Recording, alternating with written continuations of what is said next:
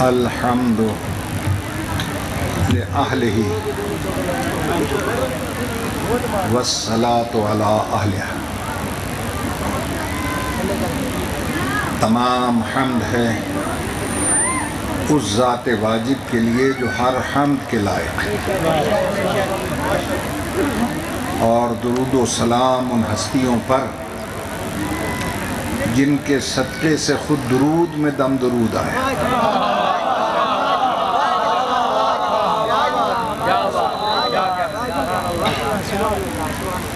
حضرات محترم، ایک نبی نے جب اعلان نبوت فرمایا تو قوم نے اس سے دلیل نبوت مانگی۔ ان کے ہاتھ میں ایک عصا تھا، وہ زمین میں گاڑ دیا انہوں نے، وہ ہرا ہو گیا، اس میں پھل پھول پتیاں شاخیں یہ سب پیدا ہو گئے۔ تو ایک بڑا چالاک قسم کا فلسفی تھا، اس نے کہا یہ تو اس کا کوئی کمال نہیں ہے، تو میں بھی کر سکتا ہوں۔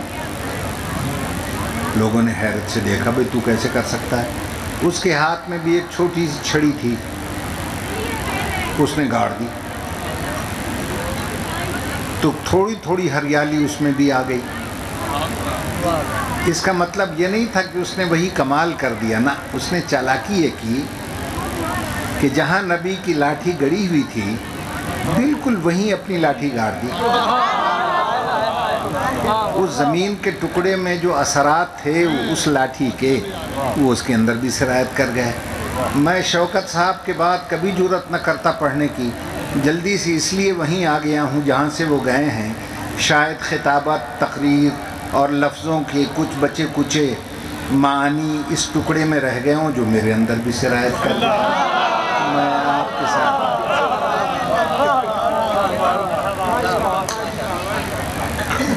میں تو صرف آپ کی دعائیں لینے آیا ہوں، تقریر کی طاقت تو ہے نہیں مجھ میں۔ مالک خاک شفا کا لاکھ احسان ہے کہ جس نے فالج جیسے موذی مرض کو نہ میرے دماغ میں، نہ میرے بیان میں، نہ میرے ایمان میں حائل ہوا۔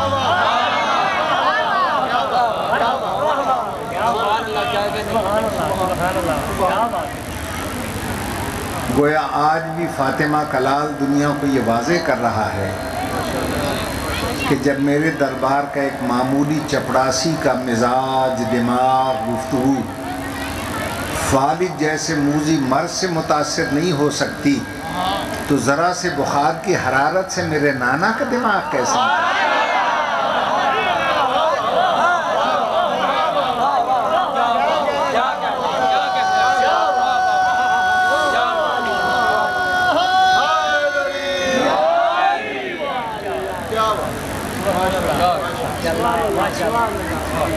میں تو خود یہ چاہتا تھا کہ جس شان و شوکت سے وہ خطاب کر رہے تھے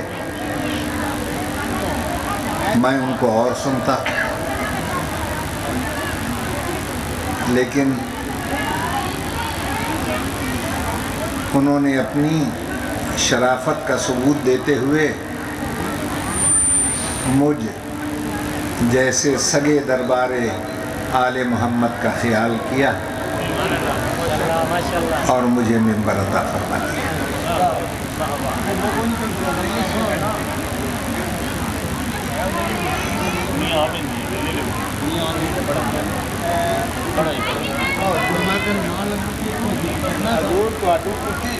لے جانا چاہتے ہیں جی، تیز پیچھے کر کے جناب نے اونچی جگہ لے جانا چاہتے ہیں۔ سمجھ نہیں آ رہی؟ نہیں سمجھ آ رہی ہے بھائی، عوام آتے نا اسی اپنے لوگ تھوڑا قریب پہ کرنے ہیں نا، آواز پہ آئے گا زیادہ پھر جاؤ۔ ٹھیک ہے لکھونا اصل میں میرے خیال میں اب میں نہیں 1 منٹ لگنا نہیں، ہو گیا بس۔ نہیں بدو ایسے بات کھچا لو میرا کام میں سے وہ میرے غازی کا تعارف کروا رہے تھے۔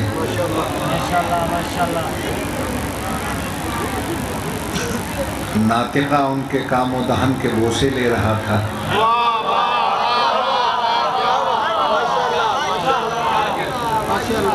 عرش کی فضائیں ان کے بیان کی جاذبیت سے سمٹ رہی تھیں۔ محراب قدس کے نمازی ان کے حسن بیان کی طرف اپنے سجدوں کا رخ موڑ رہے ہیں۔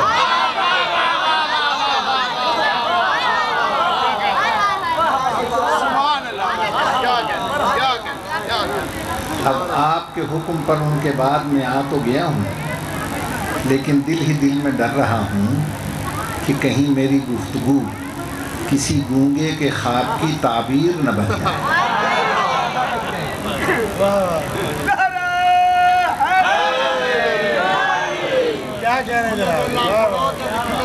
جڑے بیٹھے ناغا صاحب سارے سمجھنا لینے۔ میں گزارش یہ کر رہا ہوں کہ اللہ کی حکومت کی طرف سے، خدائی گورنمنٹ کی طرف سے، اللہ کی سلطنت کی طرف سے جن بندوں کو عہدے عطا ہوتے ہیں وہ عہدے خدا خود دیتا ہے اور خود ہی اس کا اعلان کرتا ہے۔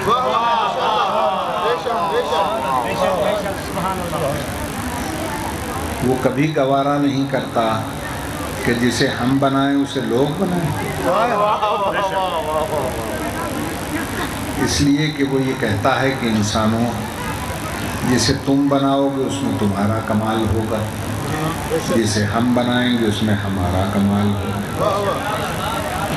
تم خاکی ہو، تمہارا بنایا ہوا خاکی ہوگا۔ ہم نور السماوات والارض ہیں، ہمارا بنایا ہوا نور ہوگا۔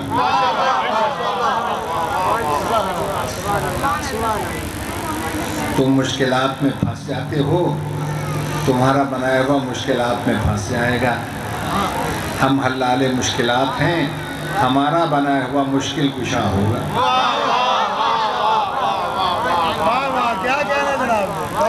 تم بے اختیار ہو، تمہارا بنایا ہوا بے اختیار ہوگا۔ ہم صاحب اختیار ہیں، ہمارا بنایا ہوا احمد مختار ہوگا۔ سیدھی سادی سی بات ہے، جو تمہارے گھر سے آئے گا وہ تم جیسا ہوگا، جو ہمارے گھر سے آئے گا وہ ہم جیسا ہوگا۔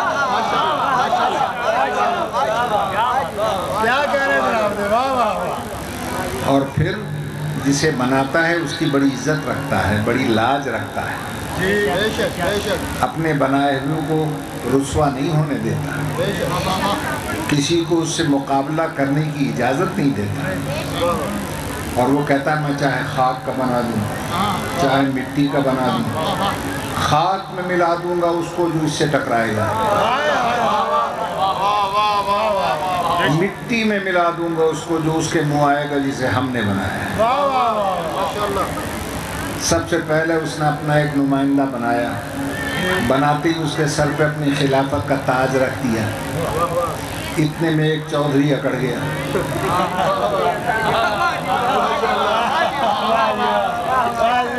اللہ نے اسے مارا نہیں، پیٹا نہیں، پھانسی پہ نہیں لٹکایا، صرف یہ پوچھا کیوں سجدہ نہیں کرتا اسے؟ لما خلقت بیدیہ، جس سے خلق کیا میں نے اپنے دونوں ہاتھوں سے۔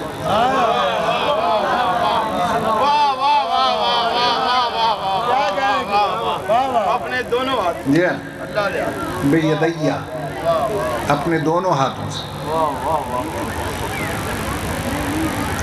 تو جواب میں جو اس نے پہلا فقرہ کہا اسی نے اسے شیطان بنا دیا۔ پہلا فقرہ کیا نکلا؟ حافظان قرآن سے پوچھے، ایک دم کہتا لم اکن لاسجد لبشر، میں نہیں سجدہ کرتا اس بشر کو۔ اللہ جلال میں آ کے کہتا نکل میرے دربار سے، جسے میں نے نبی بنایا ہے میرے نبی کو بشر سمجھتا ہے، نکل جائیں۔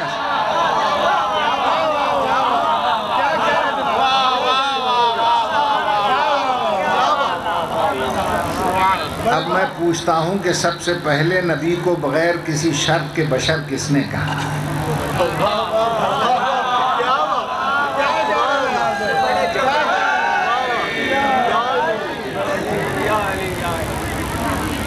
اب یہ نوجوان بچے کبھی کبھی پوچھتے ہیں کہ جناب شیطان کی کوئی نشانی بتائیں تاکہ ہم بھی اس سے بچ جائیں۔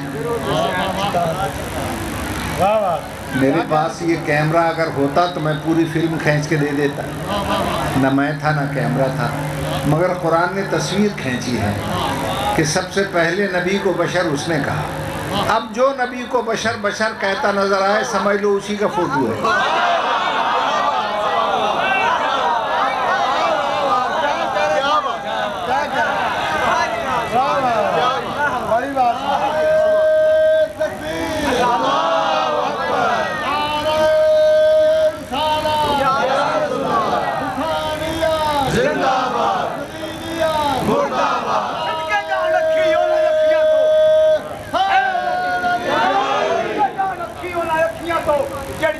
مدینے دا راہ اکے جان اکھی انہاں اکھیاں تو جڑیاں اکھیاں مدینے دا راہ دکھا جے ملے تاج سکندری تے مہمان کے ماں پر جڑیاں اکھیاں نے مصطفیٰ دکھا ہو کئی وانگ چمکدڑا ہوئے انے انہاں بشر دکھا تے بہا دکھا امیر صابری آپ تے عشق والے سیر کردا مدینے خدا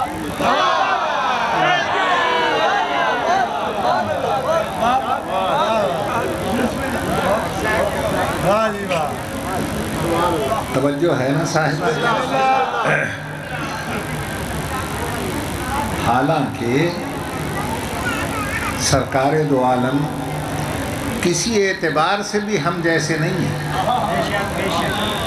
نہ عقلی اعتبار سے، نہ شرعی اعتبار سے، نہ روحانی اعتبار سے، نہ منصب کے اعتبار سے۔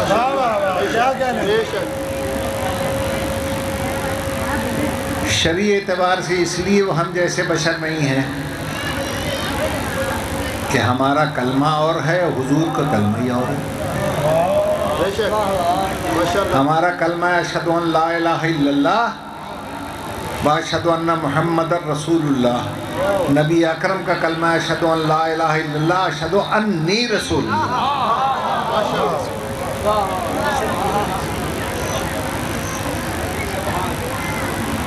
آپ پر 5 نمازیں واجب ہیں، سرکار دو عالم پر 6 واجب ہیں۔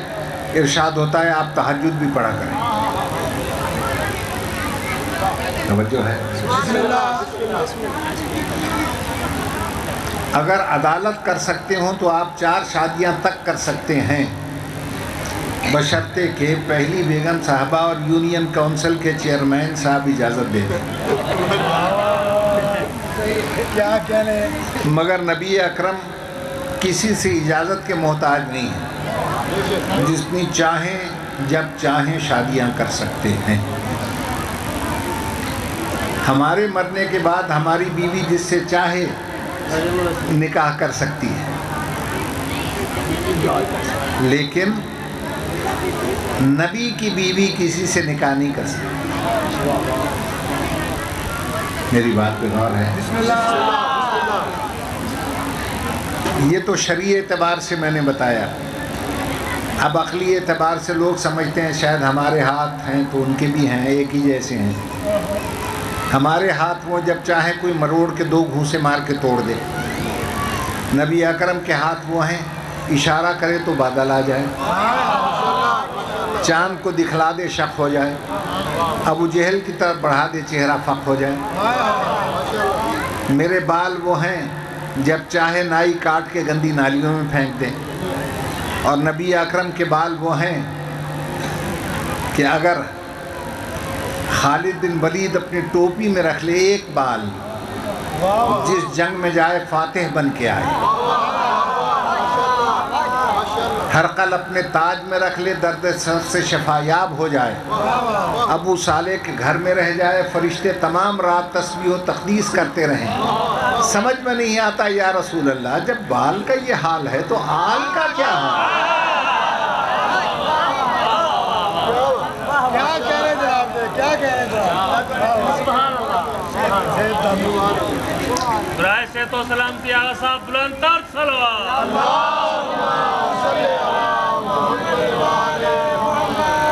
ہمارے دانت وہ ہیں جس کو کیڑے کھا جاتے ہیں، سیاہ ہو جاتے ہیں، نبی اکرم کے دندان مبارک وہ ہیں، اندھیری کوٹری میں مسکرا دیں تو ام المومنین حضرت عائشہ کو گمشدہ سوئی مل جائے اور جناب خدیجہ کو یک سوئی مل جائے۔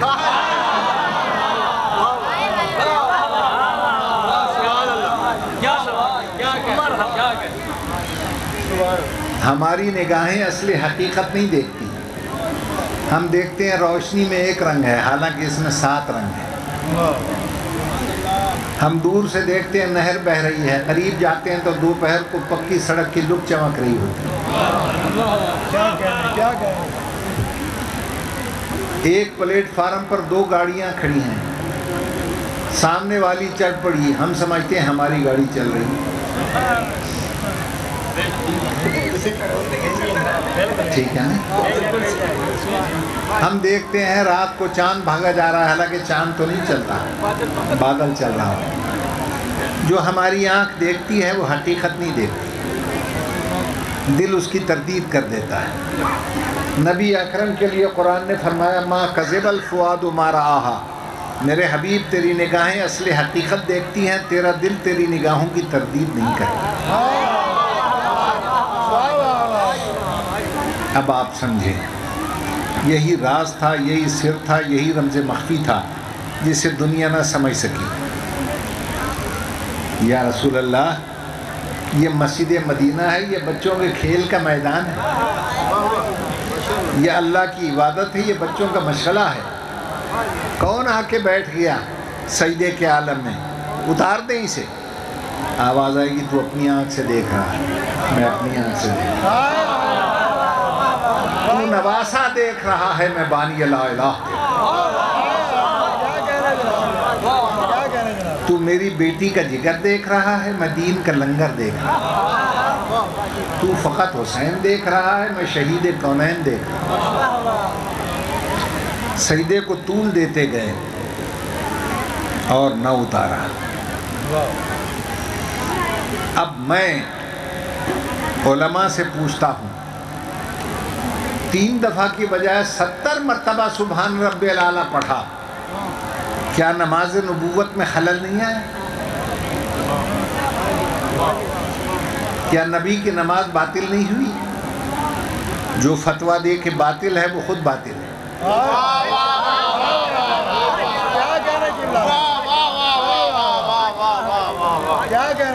اب مجھے جواب دیں، جب بیٹے کے وجود سے، فقرہ یاد رکھیں، جب بیٹے کے وجود سے نماز نبوت میں خلل نہیں آتا تو تشہد میں باپ کے ذکر سے نماز امت میں خلل کیسے آ سکتا ہے؟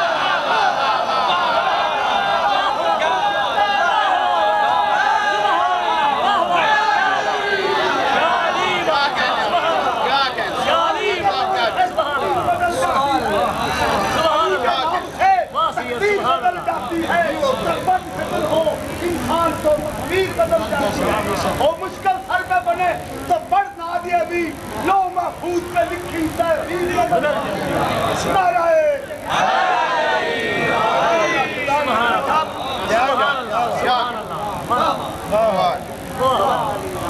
توجہ ہے یا نہیں صاحب؟ یہ میرے بزرگ نے جو فرمایا نا، تقدیر بدل جاتی ہے، یہ نہ سمجھیے گا کہ انہوں نے جوش جذبات میں یہ فقرے کہیں، نہیں، قرآن کی ترجمانی کی ہے۔ قرآن کہتا ہے وَالشَّمْسُ تَجْرِي لِمُسْتَقَرٍ لَهَا ذَلِكَ تَقْدِيرُ الْعَزِيزِ الْعَلِيمِ۔ سورج اپنی جائے قرار کے گرد گھومتا ہے اور اس کا گھومنا ہی عزیز علیم خداوند عالم کی تقدیر ہے۔ اب بتاؤ، جو اس سورج کو پلٹا دے تقدیر بدلی ہے نہ بدلی؟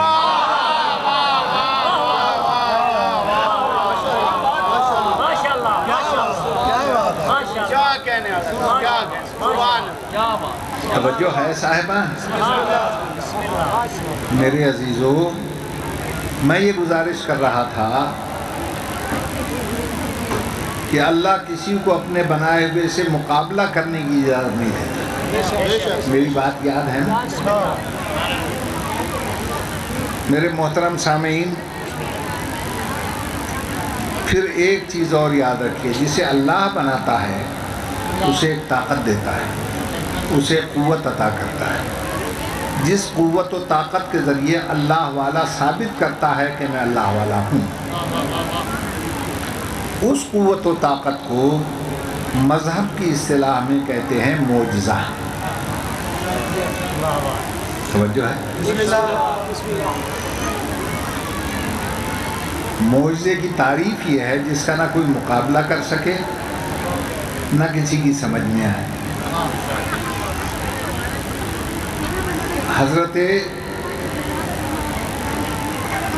موسیٰ نے عصا مارا، نیل میں رستہ بن گیا۔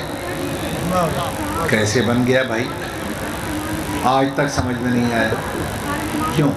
نبی کا معجزہ۔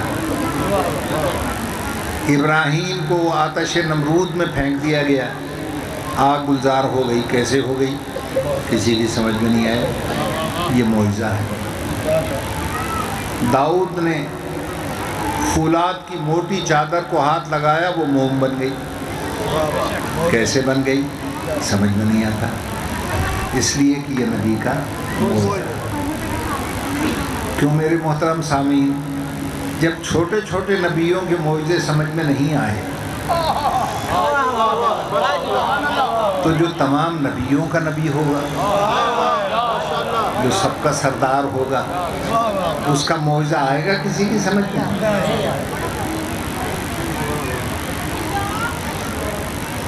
لوگ سمجھتے ہیں چاند کو 2 ٹکڑے کر دینا یہ نبی کا معجزہ ہے۔ ہم کہتے ہیں یہ نبی کا معجزہ نہیں ہے، یہ تو کملی والے کی ادائیں ہیں۔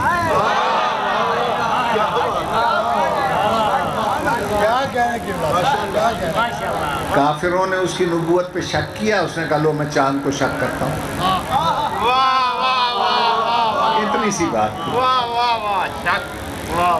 اس کا ایک ہی معجزہ ہے جو 2 حصوں میں تقسیم ہو کے آیا، آدھا اس کی رسالت کا، آدھا اس کی نبوت کا۔ آدھا صامت ہے، آدھا ناطق ہے۔ صامت کو قرآن کہتے ہیں، ناطق کو مولا علی ہے۔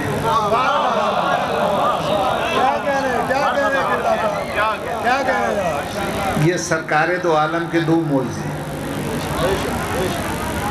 ایک معجزہ ہے قرآن، نہ آج تک قرآن کسی کی سمجھ میں آیا، نہ کوئی کتاب اس کا مقابلہ کر سکی، نہ آج تک مولا علی کسی کی سمجھ میں آیا، نہ کوئی انسان علی کا مقابلہ کر سکے۔ توجہ ہے نا صاحب؟ اس کا پہلا معجزہ ہی یہی ہے کہ سیدھا اللہ کے گھر میں آ گیا۔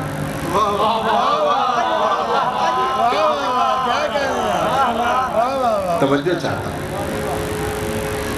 عزیزان محترم،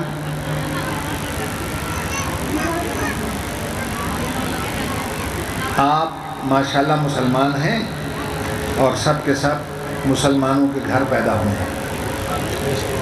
اگر آپ کسی اور گھر پیدا ہو جاتے، مثلا کراڑ، سکھ، یہودی، عیسائی کے، بعد میں کلمہ پڑھ کے مسلمان ہوتے تو لوگ آپس میں باتیں کرتے، پیدا ہوا ہے وہاں پھر آیا یہاں، تو مسلمان ہے بچوں ہویا۔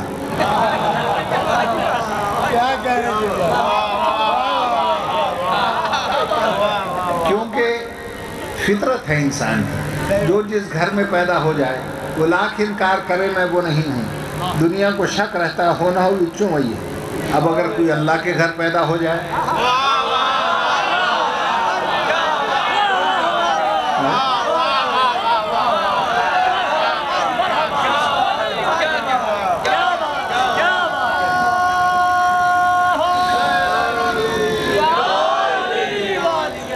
وہ لاکھ انکار کرتا رہا میں وہ نہیں ہوں، نصیری کو آج تک شک ہے بچوں ہوئی۔ توجہ ہے نا صاحب؟ اور اللہ نے کہا اے میرے حبیب تیرا معجزہ ہے قرآن، وہ ہے صامت، اصلی نسخہ میں نے بھیجا ہے اپنے گھر، جا کر ملا لے، ٹیلی کر لے کہ بالکل اسی طرح ہے یا کچھ فرق ہے۔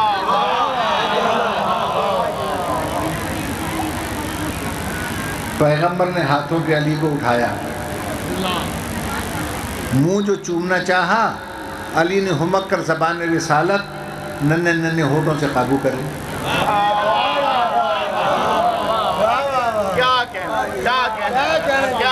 اور صاحبان ذوق بیٹھے ہیں، ان کے لیے فقرہ کہتا ہوں، جتنا علم نبوت اور رسالت تھا علی نے چوس لیا۔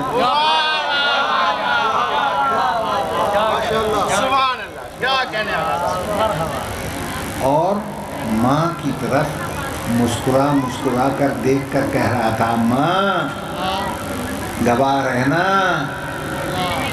آخری رسول نے اللہ کے گھر میں زبان دی ہے۔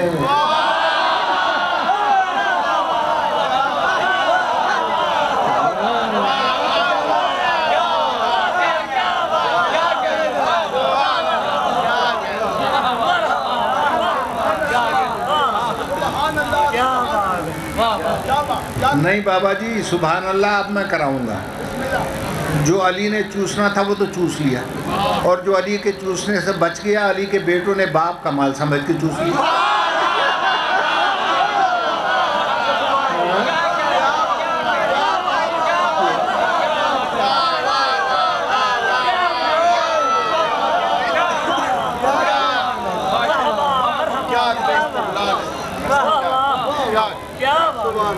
توجہ ہے یا نہیں؟ اور پیغمبر نے جیسے ہی کعبے میں داخل ہو کر میرے مولا کو دیکھا، معصوم لب ہلے، آواز آئی، السلام علیکم یا رسول اللہ۔ پیغمبر نے فرمایا، وعلیکم السلام یا ولی اللہ۔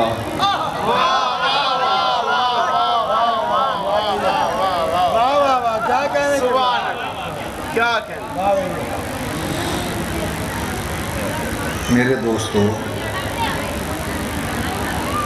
پیغمبر فرماتے ہیں فتبسمت امی فاطمہ، سلام و جواب سن کر میری ماں فاطمہ مسکرانے لگی۔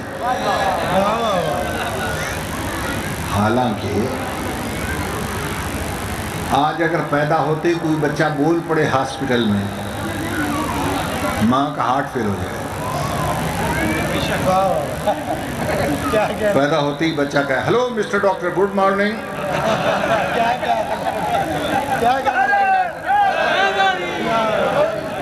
سارا ہسپتال خالی ہو جائے گا، نرسوں کے ہارٹ فیل ہو جائیں گے۔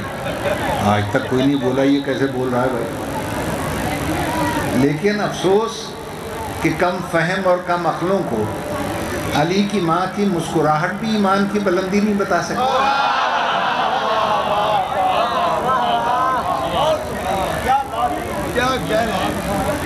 گویا فاطمہ بنت اسد مسکرا کے کہہ رہی تھی پیغمبر سے،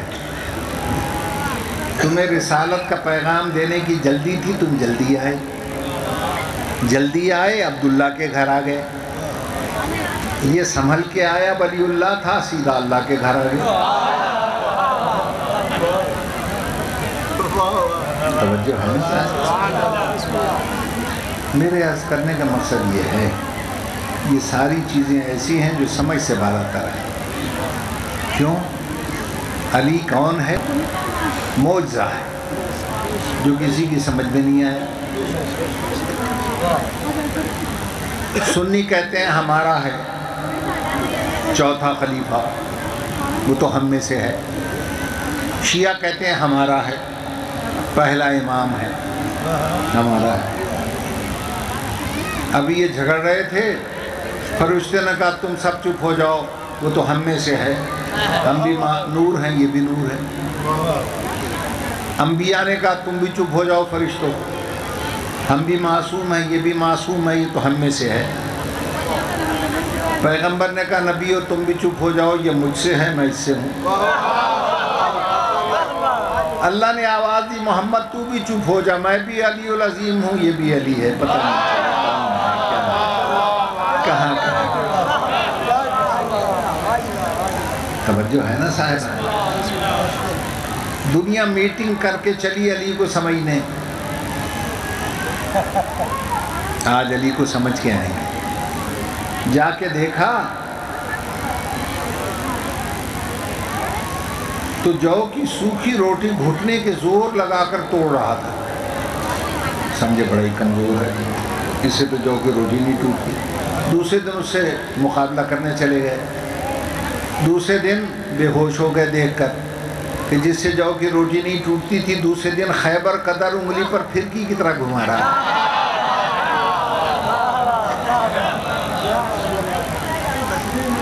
سمجھنا نہیں آیا۔ پھر ایک اور گروپ چلا، علی کو سمجھیں، جا کے دیکھا ایک نمازی اتنا محو ہے عبادت میں کہ آسمان سے آواز آ رہی تھی، یا علی اتنے طویل سجدے کیوں جمع کرتا ہے؟ کیا کرے گا عبادتیں جمع کر کے؟ پڑھے لکھے بیٹھے ان کے لیے ایک فیصلہ کہتا، اللہ کو کہنا پڑا علی جمع کو چھوڑ، جمع ایک طرف رکھ، ایک ضرب لگوا کر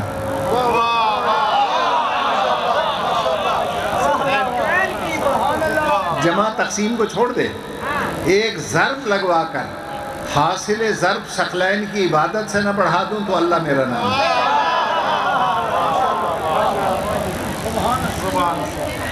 چنانچہ اتنی محبیت تھی کہ پنڈلی میں آر پار تیر کھینچا گیا، علی کو پتہ نہیں چلا، گھبرا تو نہیں گیا۔ تو لوگوں نے کہا بھائی یہ ہے نمازی جس کو تیر کا پتہ نہیں چلتا۔ دوسرے دن پھر پریشان ہو گئے کہ جس کو نماز میں تیر کا پتہ نہیں چلا تھا، اس نے ذرا سی سائل کی صدا نماز میں سن لی۔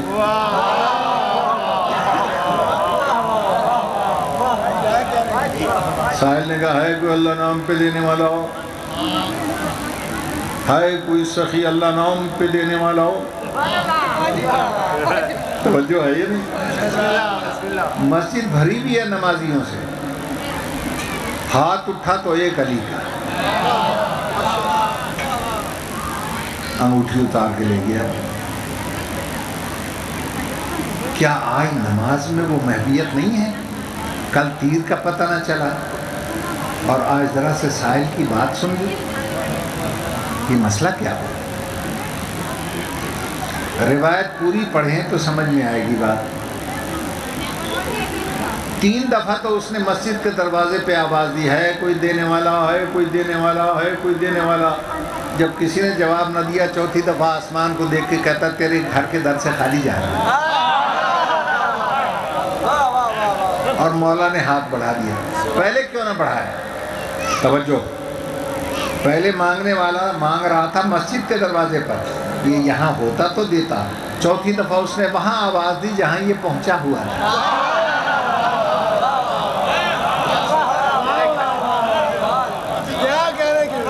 جی ہاں، اللہ نے کہا یہ تو میری طرف متوجہ ہے، تو اس سے کیا مانگتا ہے؟ مجھ سے زکوٰۃ لے، ید اللہ نے زکوٰۃ دے دی۔ صلوات پڑھ دیں۔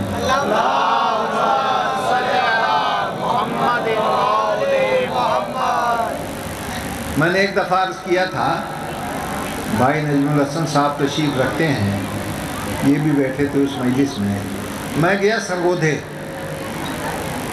وہاں چند مولوی بحث کر رہے تھے کہ علی نے رکوع میں ہاتھ اٹھایا، بڑھایا، انگوٹھی اتروا دی، علی دی نماز رہی کہ ٹوٹ گئی، فعل کثیر ہو گیا۔ سارے مولویوں نے کہا ٹوٹ گئی۔ اتنے میں پہنچ گیا، کہنے لگے وہ بھی آ گیا جی، دے کل پوچھو۔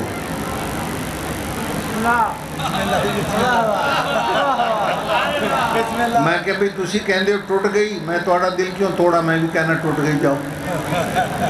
بڑے خوش ہوئے، کہنے لگے کی کھاؤ گے کی پیو گے؟ میں نے کہا توڑا سا پیاں گا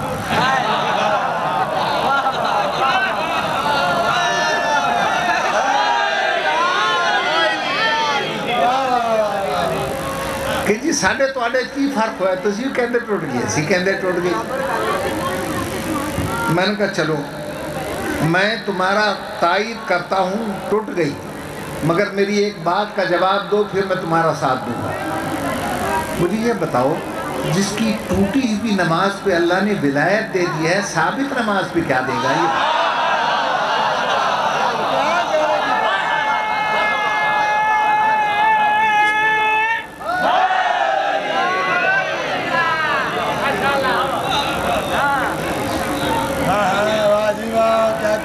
میری بات پہ غور فرمائیں بس عزیزو زیادہ ہمت ہے نہیں میں ٹائم دوں اپنے بھائی کو میرے عرض کرنے کا مقصد یہ ہے جب ہر اللہ والا ایک معجزہ لاتا ہے تو علی بھی تو اللہ والا ہے چنانچہ میرے مولا علی کی بھی دو معجزے جو کسی کی سمجھ میں نہیں ہے ایک قرآن جیسا ہے ایک علی جیسا ہے قرآن غلاف میں لپٹا ہوا محمد مصطفیٰ کا معجزہ وہ چادر تطہیر میں لپٹا ہوا وہ ہے مولا علی کا معجزہ محمد کے معجزوں میں سے ایک کا نام ہے علی ایک کا نام ہے قرآن اور علی کے معجزوں میں سے ایک کا نام ہے ملکہ شام اور ایک کا نام ہے عباس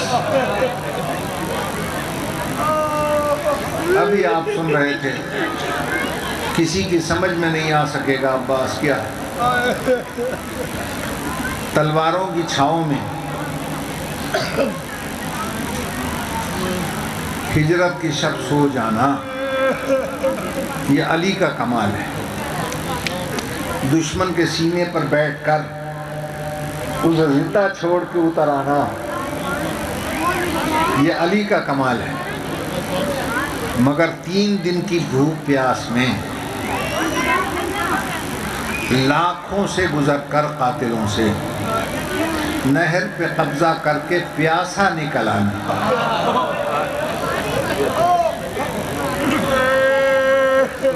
یہ علی کے بیٹے کا کمال ہے اور یہی سبب ہے دوستو یہ دیکھو نا بھائی نجم صاحب پھر عرض کرتا ہوں پیاسوں کو پانی پلانا دریا کا کام ہے دریا کو پانی پلانا عباس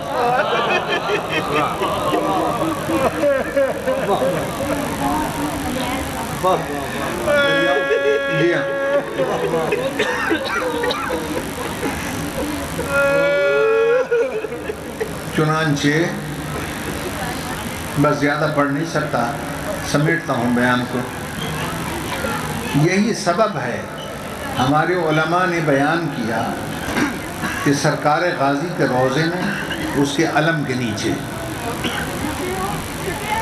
خداوند عالم نے مخصوص فرشتے مقرر کر دیے اور ان کو حکم یہ ہے جو غازی کا واسطہ دے کر کسی تمنا کا اظہار کرے اس کی تمنا کو فوراً پورا کرے میں نے حضرت آیت اللہ ابوالقاسم خوئی سے نجف اشرف میں پوچھا تھا مجتہد عالم سے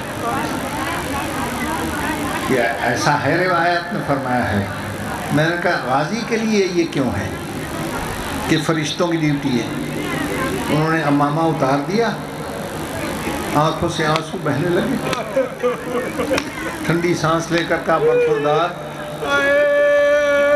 چونکہ کربلا میں اس کی اپنی کوئی تمنا پوری نہیں اس لیے اللہ نے اس کا اجر یہ دیا اس کی 2 تمنائیں تھیں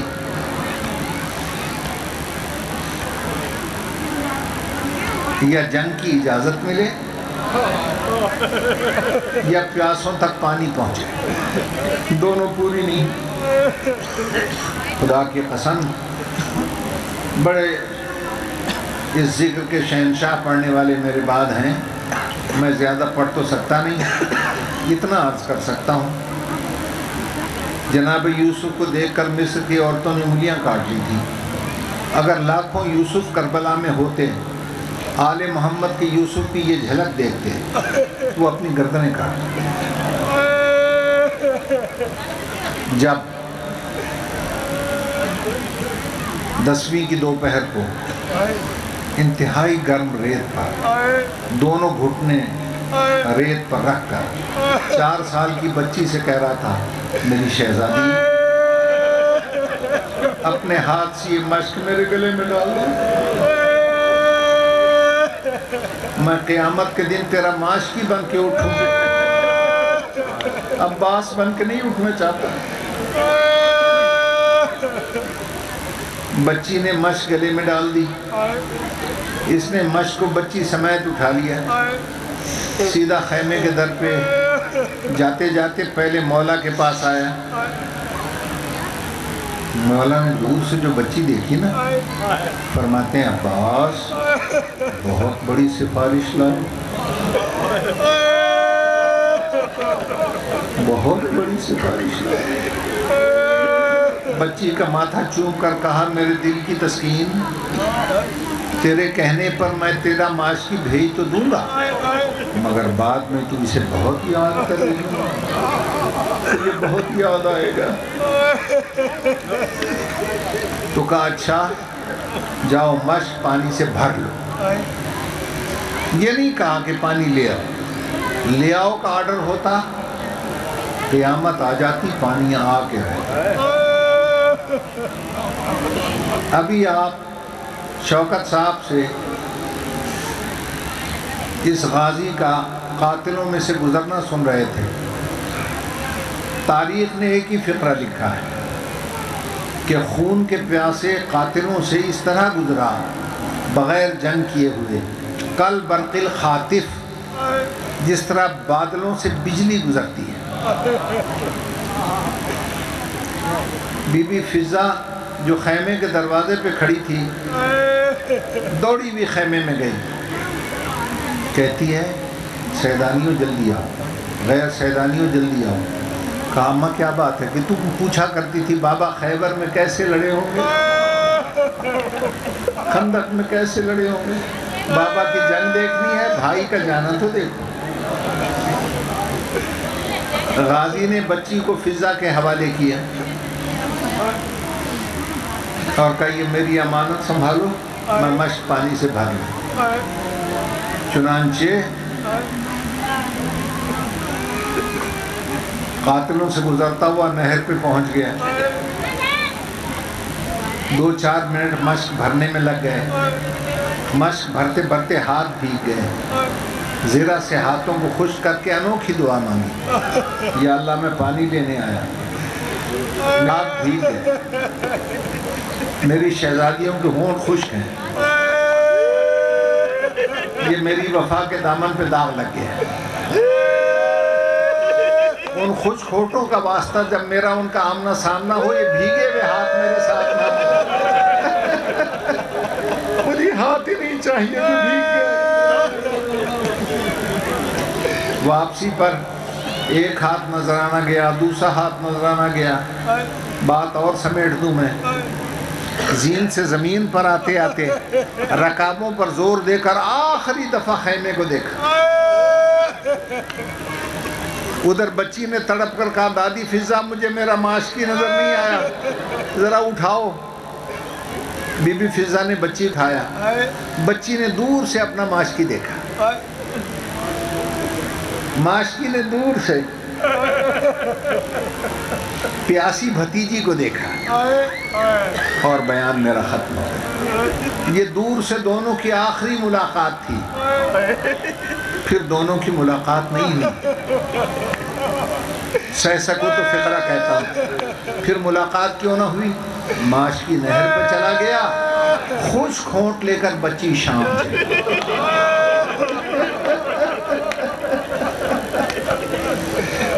وہ نہر پہ چلا گیا، وہ شام چلی گئی، وہ نہر سے نہ آیا، وہ شام سے نہ آئی۔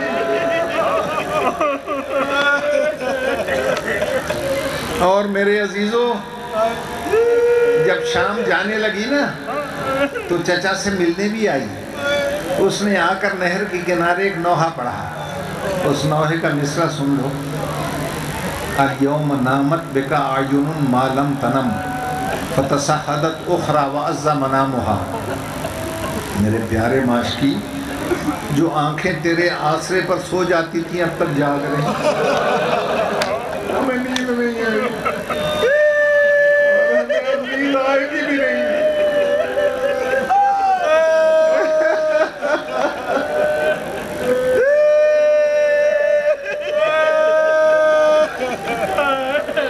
اور دوسرے مصرے میں کہا، میرے پیارے چاچا معاشقی، وہ جو تو نے مجھے تحفے میں چھوٹی سی چادر دی تھی وہ تیرا قاتل آنکھوں میں رکھ کے ساتھ.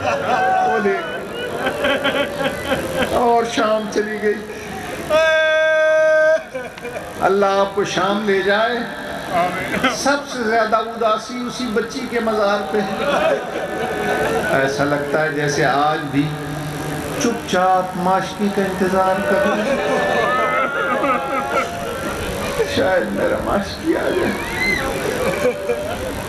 خداوند عالم اس چچا بھتیجی کے صدقے میں اللہ بانی مجلس کی توفیقات میں اضافہ کرے، پڑھنے والوں کی زبان میں اور برکت عطا کرے، تاثیر بخشے، اور اللہ آپ کی عبادت کو قبول فرمائے ہے. چونکہ طاقت زیادہ نہیں ہے، پھر کبھی انشاءاللہ. خدا حافظ.